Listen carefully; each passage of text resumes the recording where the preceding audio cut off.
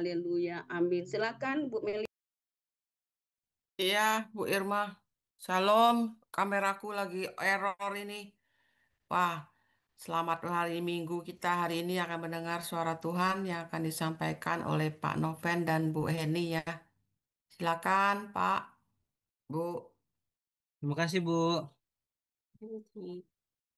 Ya, hari ini kita akan membahas tentang sebentar ya. Ya, kita akan membahas tentang pertumbuhan rohani, di mana dalam Perjanjian Baru dari kisah eh, surat Korintus, ya, dikatakan sudah, ya, di mana di dalam surat Korintus 3 ayat 6, ya, dikatakan aku menanam, Apolos menyiram, tetapi Allah yang memberi pertumbuhan. Nah, pertumbuhan rohani itu kita mesti pahamin secara pribadi. Jangan sampai buat untuk menghakimi orang lain, tetapi lebih untuk berkaca pada pribadi ya, pada kita sendiri ataupun eh, kita juga membantu melihat untuk orang-orang yang kita bina, anak-anak yang kita bina atau teman ataupun siapapun itu. Nah, pertumbuhan rohani itu nggak hanya bersifat internal, tapi juga ada pengaruhnya dari eksternal. Karena kalau kita cuma ngecuplik bahwa Apolos menyiram, Paulus menanam, Apolos menyiram, terus kita hanya fokus pada Allah yang memberi pertumbuhan, maka seolah-olah yang menyiram dan menanam nggak penting gitu. Nah, itu mesti kita pelajari hari ini, kita akan bedah ya. Jadi jangan terjebak juga pada pola pikir bahwa oh siapa yang berkhotbah ya hari ini atau gereja mana yang kita ikuti ya gitu. Bukan itu juga ya. Jadi akan dilanjutkan sama Henny. Silakan saya. Ya, sini ngebahas tentang pertumbuhan rohani ya. Banyak orang Kristen tuh sering mengukur pertumbuhan rohaninya tuh cuma dari luar. Cuma dari luar, seperti eh, siapa yang pendeta yang berkhotbah. Terus udah gitu, bagaimana sih cara gaya penyampaian firman dia. Terus bahkan seringkali kita pasti ngukirnya gini, dia dari denominasi atau gereja mana ya? Gereja yang gereja gede yang mana atau gereja gereja yang eh, gimana gitu loh. Terus di sini tentang ayat ini dibilang aku menanam, Apolos menyiram, tetapi Allah yang memberikan pertumbuhan. Karena itu yang penting bukanlah yang menanam atau yang menyiram, melainkan Allah yang memberi pertumbuhan. Jadi di sini kita jelas ya, ada yang menanam dan ada yang menyiram. Jadi nggak tergantung, nggak one man show. Jadi semuanya ada bagiannya masing-masing dan juga tentu dengan anugerah Tuhan juga yang Allah yang memberi pertumbuhan, bukan cuma usaha kita doang, bukan cuma karena diri kita doang, tapi ada Tuhan juga yang memberikan pertumbuhan. Jadi di sini Paulus sendiri menegaskan berarti yang tentang aku menanam, Apolos menyiram, Allah memberi pertumbuhan itu berarti pendeta atau pengajar itu cuma instrumen. Jadi cuma kayak salah satu bagian doang, bukan sumber utamanya. Terus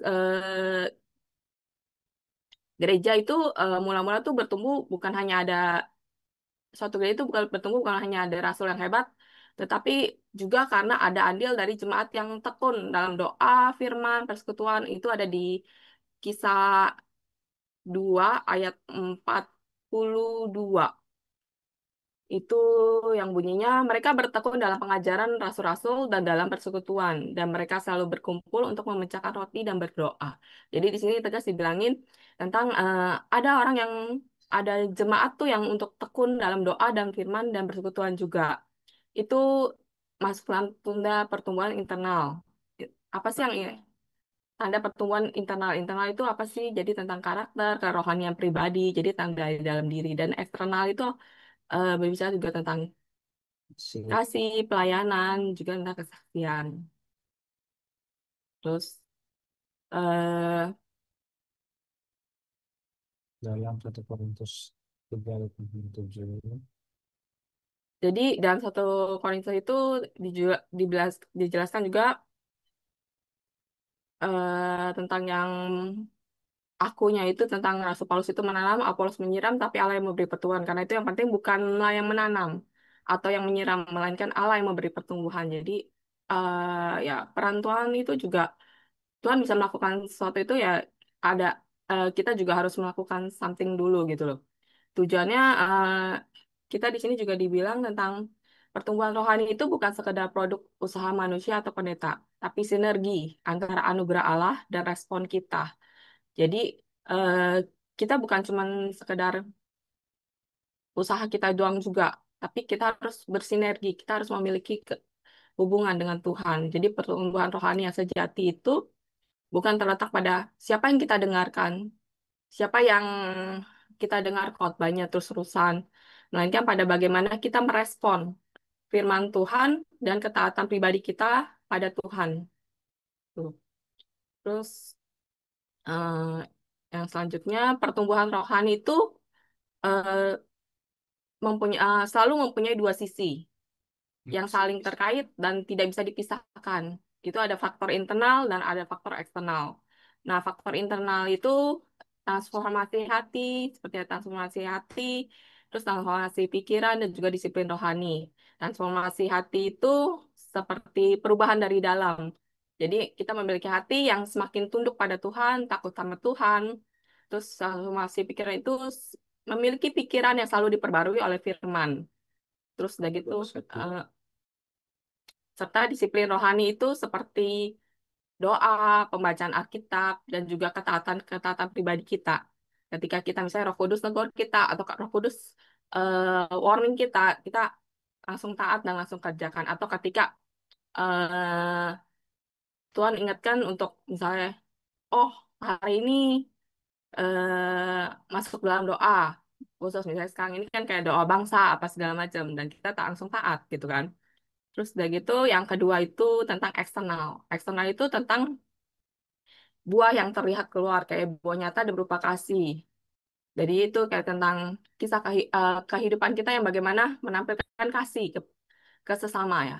Terus udah gitu, eksternal juga termasuk dalam kerelaan untuk melayani. Bagaimana kita dalam rela melayani kan nggak semua orang kan bilang gini, iya melayani kan butuh waktu, melayani kan butuh pengorbanan gitu kan.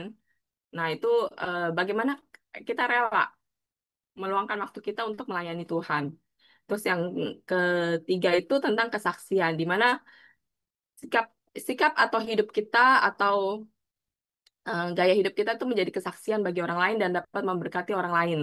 Dan bagaimana respon kita ketika kita eh, memiliki sesuatu yang orang lain lihat, oh ya itu Tuhan loh.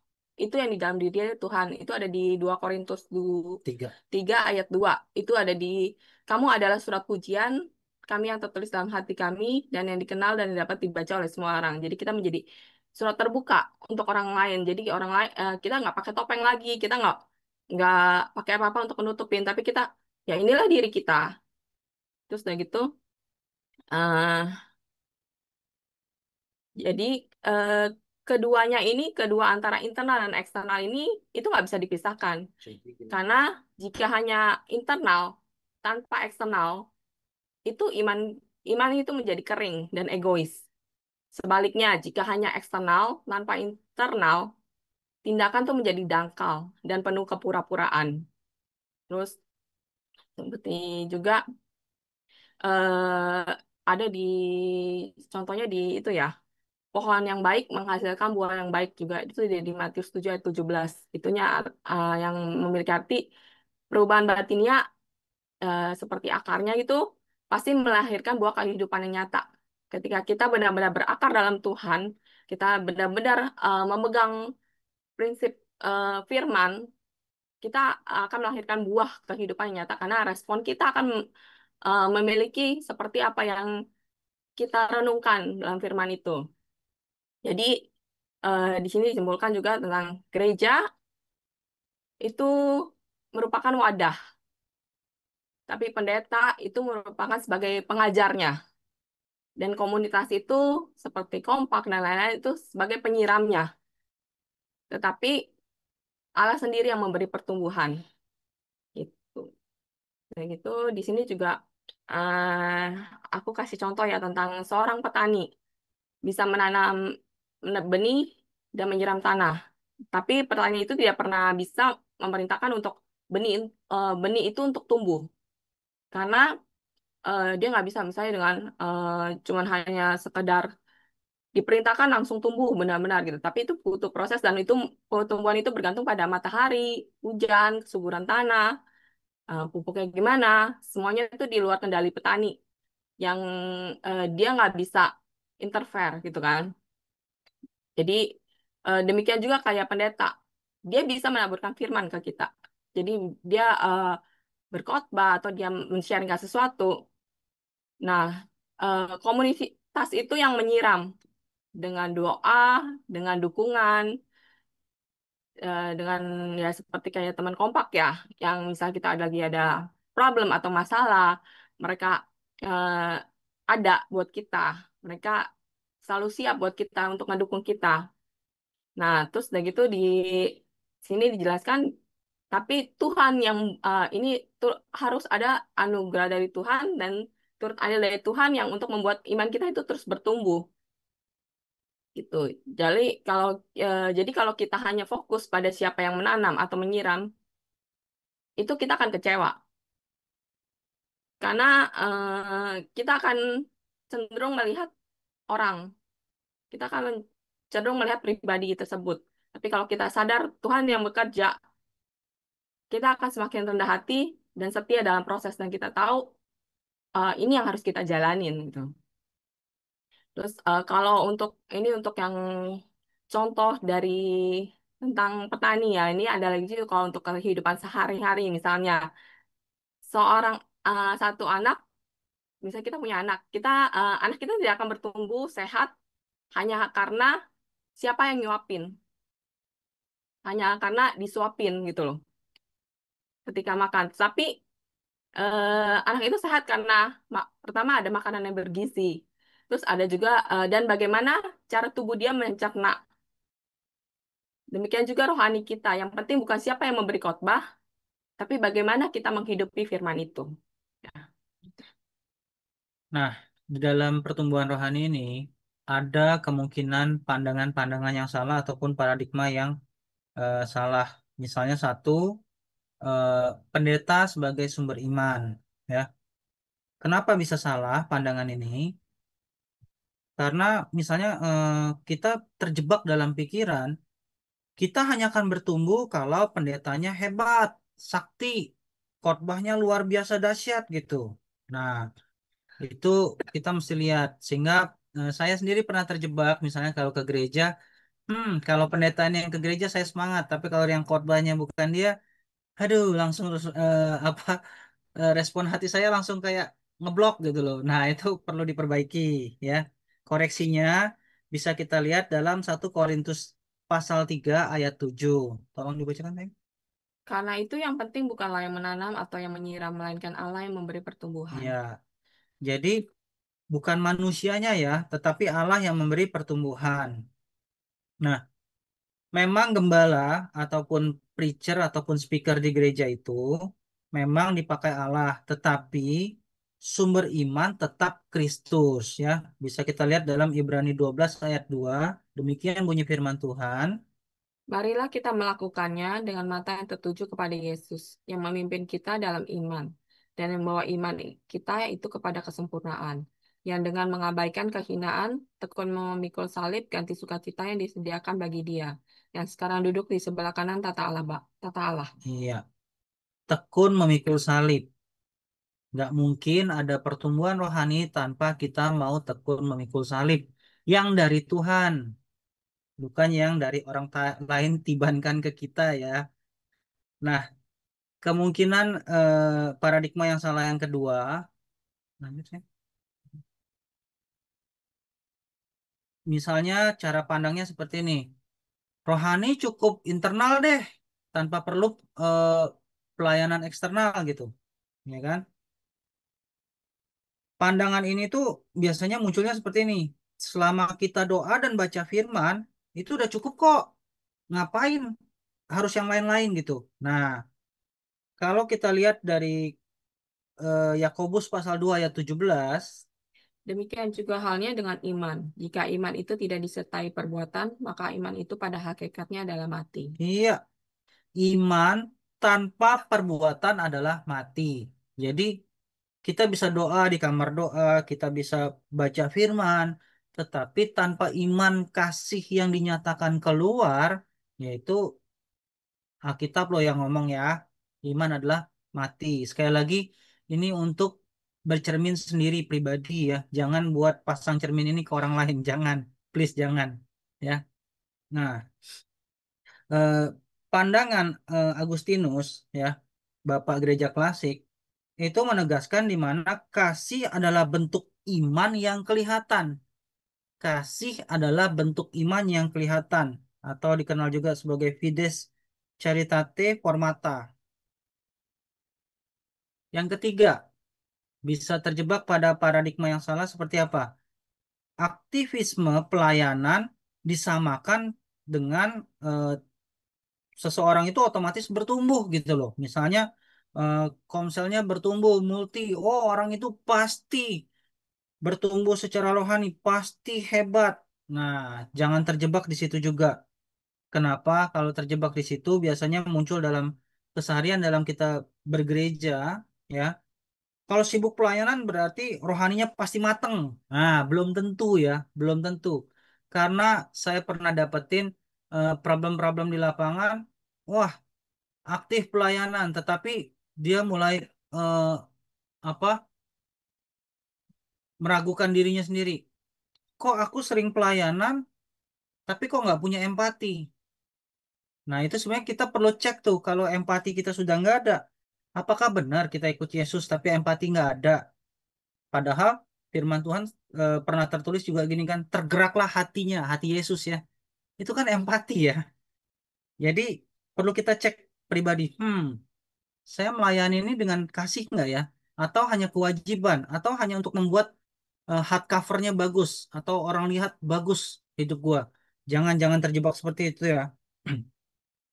Pelayanan tanpa relasi dengan Kristus bisa terjebak pada aktivitas kosong ataupun legalisme doang, legalisme agamawi. Nah, itu kita mesti waspadai ya. Ini masih aku. Nah, landasan Alkitabnya ya, kalau internal apa sih? Apakah kita tuh bertumbuh atau enggak sih? Ngelihatnya kalau internal itu dari Mazmur 42 ayat 2 ya, yang berbunyi silakan. Jiwaku haus kepada Allah yang hidup. Bilakah aku boleh datang melihat Allah? Iya. Pertama, ngelihatnya apakah masih ada kehausan akan Allah?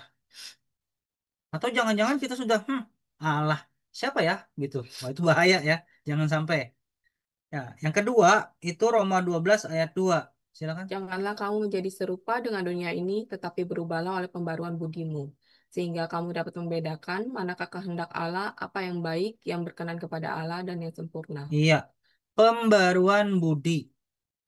Bukan berarti karena misalnya saya sudah punya gelar STT gitu ya, karena punya gelar teologi ya lantas nggak belajar lagi. Udah nggak perlu lagi baca firman misalnya, nggak perlu lagi ngulik sesuatu topik yang menjadi keresahan anak-anak ataupun keresahan pribadi ketika membaca firman Tuhan. Justru kita harus mentransformasi pikiran kita terlebih dahulu, kehidupan kita lebih dahulu, hati kita lebih dahulu, baru kita bisa membantu orang lain transformasi hati. Nggak mungkin dong kita belum transformasi hati, sok ngajarin orang lain, yaitu kita nanti dibilang zong ya. Jangan sampai terjebak di sono. Yang ketiga, Galatia 5 ayat 22. Silakan. Tetapi buah roh ialah kasih, sukacita, damai sejahtera, kesabaran, kemurahan, kebaikan, kesetiaan, kelemah lembutan, penguasaan diri. Tidak ada hukum yang menentang hal-hal itu. Iya. Dalam buah roh orang mikirin 1, 2, 3, 4 bla bla bla sampai 9 gitu. Buah roh ya, bukan buah-buah roh ya. Buah roh. Di penutupnya itu kata kuncinya adalah penguasaan diri. Tanpa penguasaan diri dan sebuah konsisten yang kita bangun melalui disiplin rohani, kita tidak akan berbuah secara konsisten. Kita akan berpikir, hari ini saya mau berbuah deh. Saya mau coba melakukan 3 perbuatan kebaikan gitu. Itu udah bagus. Tapi ya sebulan aja lah gitu. Harusnya lebih dilakukan supaya apa? Jadi habit gitu loh. Aku mau sabar. Seminggu ini aja. Nah, itu perlu dipikirkan ya, apakah benar nih kalau cara pandangnya seperti ini. Nah, itu waspada. Lalu kalau dari eksternal, bisa kita lihat dalam Yohanes 13 ayat 35. Silakan. Dengan demikian, semua orang akan tahu bahwa kamu adalah murid-muridku, yaitu jikalau kamu saling mengasihi. Iya, eksternal cara ngelihatnya adalah apakah kita saling mengasihi, ya. Apakah kita saling mengasihi? Percuma kita aktif di gereja, kita kayak sudah mirip kayak Allah gitu, omnipresent di mana pelayanan apapun kita ada, tetapi saling mengasihinya, empatinya tuh enggak ada. Bikin peraturan kaku banget, tidak ada toleransinya, di mana ada kesempatan celah di mana kasih bekerja. Ketika peraturan terlalu kaku, kita berpegang pada pada peraturan yang kaku, tidak punya empati, wah itu bahaya sekali, ya. Lalu yang kedua, Efesus 4 ayat 12, silakan. Untuk memperlengkapi orang-orang kudus bagi pekerjaan pelayanan, bagi pembangunan tubuh Kristus. Iya, pelayanan kita itu tujuannya ingat, bukan supaya acara gereja terjadi atau supaya event gereja terjadi, tapi supaya apa? Membangun tubuh Kristus. Di situ loh letak esensinya. Jangan hanya sebagai fokusnya rapat event.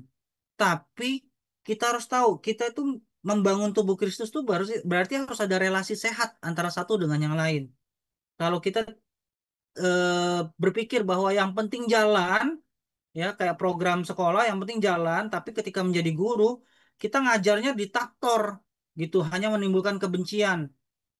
Nah, bagaimana anak-anak yang kita bina itu mau berubah gitu loh. Nggak ngelihat kasih dalam diri kita. Katanya agamanya Kristiani nih, kok nggak ada kasih-kasihnya ya dalam waktu ngajar? Nah, itu dipertanyakan pasti. Ya.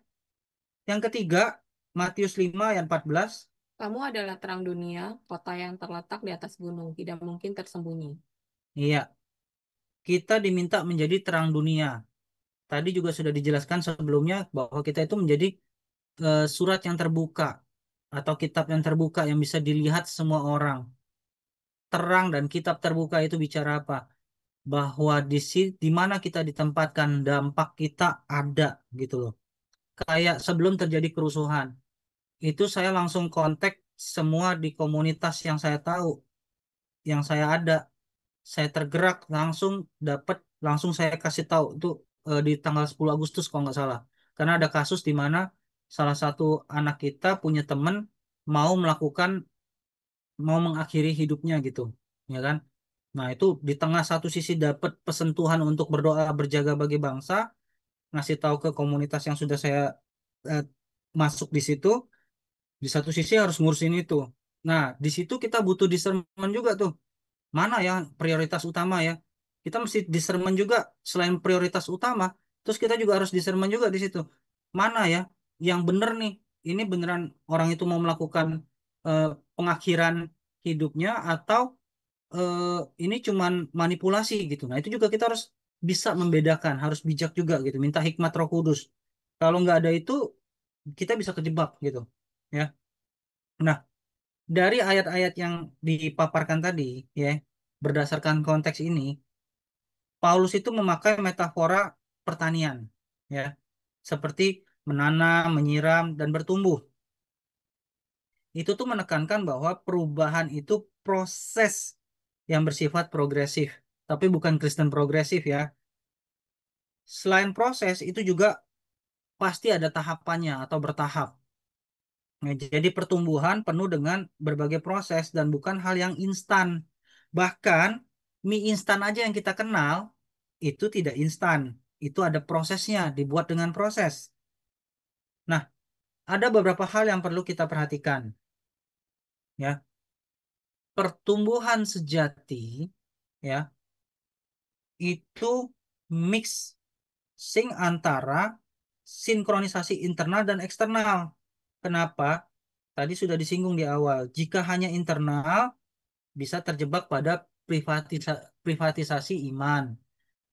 Kalau hanya eksternal fokusnya, bisa terjebak pada aktivisme dangkal. Nah, jika seimbang, ya, Kristus nyata dalam diri kita dan menjadi kesaksian bagi orang-orang di sekitar kita.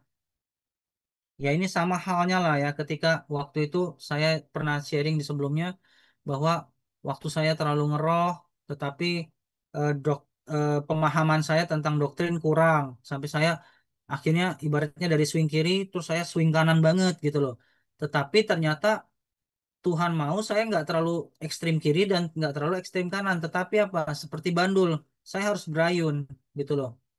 Harus ada ayunannya gitu loh ke kiri dan ke kanan maksudnya bukan terombang-ambing bukan ya tapi maksudnya apa seperti kalau kita tahu sayap lebah atau nyamuk itu bisa terbang karena apa karena dia bergetar ke kiri dan ke kanan gitu loh bergerak atau ke atas ke bawah itulah ciri-ciri misalnya gini nyamuk ataupun lalat yang hidup itu bisa terbang kalau dia nggak terbang cacat keimanan kita juga harus bisa terbang gitu loh. Seperti burung Raja Wali bisa mengepakkan sayapnya, bisa ada harmonisasi antara kiri dan kanan. Jadi internal dan eksternal tuh juga harus seimbang, harus ada harmonisasi lah lebih tepat daripada seimbang ya. Nah, ada dua refleksi ya. Yang pertama, apakah kita hanya rajin mendengar khotbah, mau itu dari YouTube kah atau ibadah langsung kah, atau dari siapalah yang kita respect gitu ya, atau seminar juga bisa gitu ya.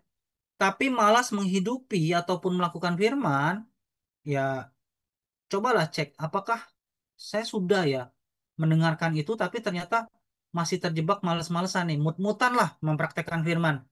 Sukanya gini ya ini atau mau mempraktekkan firman mengampuni masih mikir nggak bisa, ego gue lebih harus dihargai, lebih dimengerti dong gua gitu loh untuk mempraktekkan firman. Nah, sepertinya perlu perlu cek lah ya pribadi masing-masing ya. Yang kedua, apakah pelayanan kita benar-benar bersumber dari kasih atau cuma sekedar rutinitas? Itu kita juga harus waspada. Oke? Nah, ilustrasinya tuh seperti ini misalnya. Eh, PT atau personal trainer itu bisa memberi instruksi, tetapi yang melakukan kita, yang angkat beban kan kita. Latihan pribadi, pola makan kan mempengaruhi. Misalnya PT-nya suruh personal trainer suruh latihannya angkatnya sudah yang 10 kilo. Tapi kita mikir, enggak susah 5 kilo aja. Tapi kita mau menghasilkan otot yang sesuai dengan standar yang sudah PT tentukan. Ya tidak akan terjadi kan optimalisasi itu. Itu kita harus waspada di situ. Ya. Nah, ilustrasi ini itu sama halnya gereja dan pendeta anggapannya misalnya sebagai personal trainer dalam konteks ini. Tetapi kita yang harus disiplin secara pribadi. Baru hasilnya akan terlihat keluar. Goalnya tuh akan sampai gitu. Nah, ada beberapa pandangan klasik ya. Kalau dari Calvin, itu mengatakan bahwa Roh Kudus yang menumbuhkan iman melalui sarana anugerah. Dilengkapi oleh pandangan Basilius, bahwa pertumbuhan itu sama dengan sinergia, kerjasama roh dan manusia itu sendiri. Nah, kalau dari pandangannya Bonhoeffer, ya yang versi modernnya, eh, komunitas ini bagus saya suka di sini ya. Komunitas adalah Kristus yang hadir bagi sesama. Itu pandangannya Bonhoeffer. Nah, dalam hal ini eh, cobalah kita membuat journaling pribadi ya.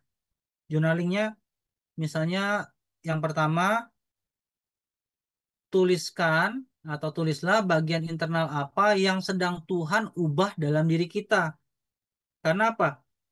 Sama halnya gini, kalau kalau kita mau ngajarin anak kita yang sedang mencari pasangan, kita minta mereka tulis speknya apa, pasangan kalian tulis, doakan.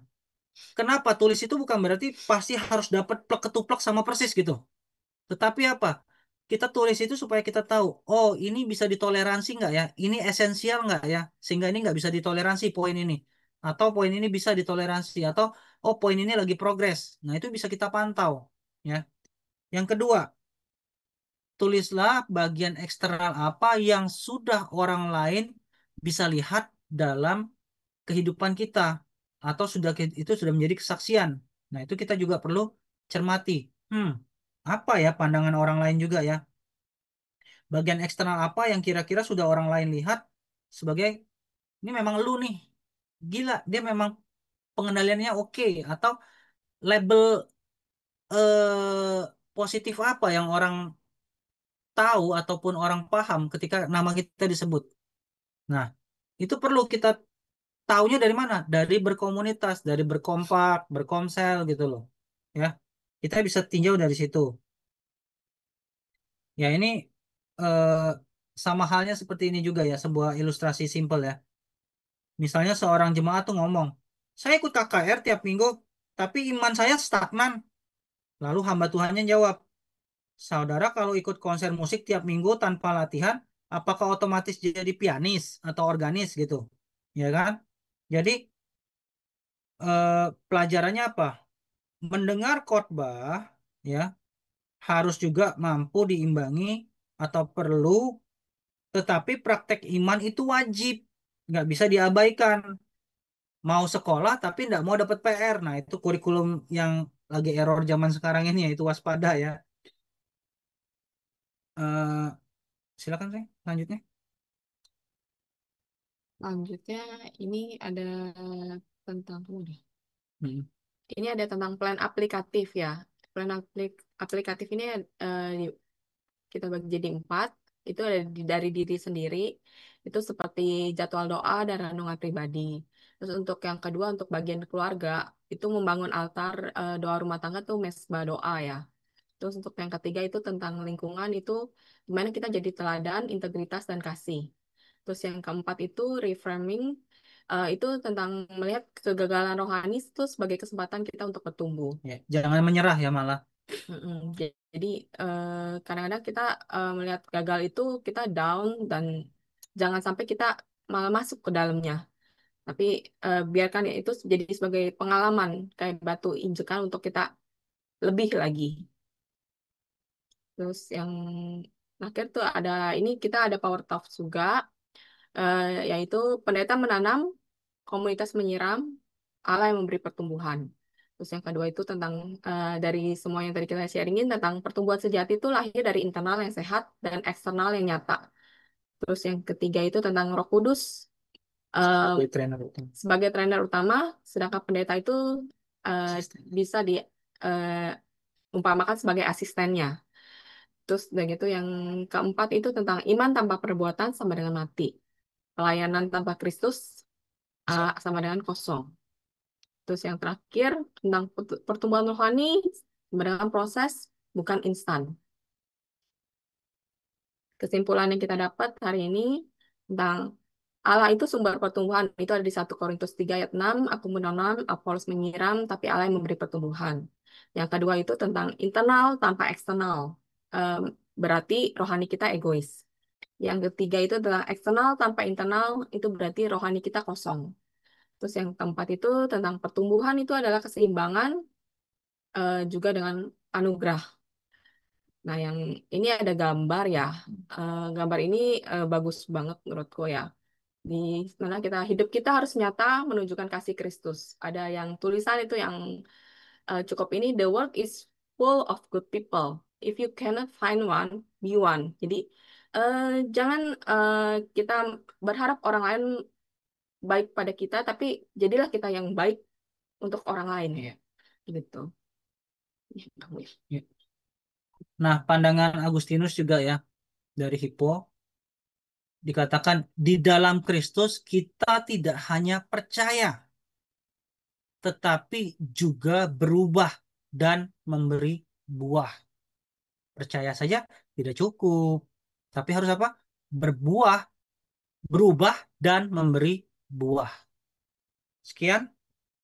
Tuhan Yesus memberkati. Wah, terima kasih Pak Noven, Bu Heni. Luar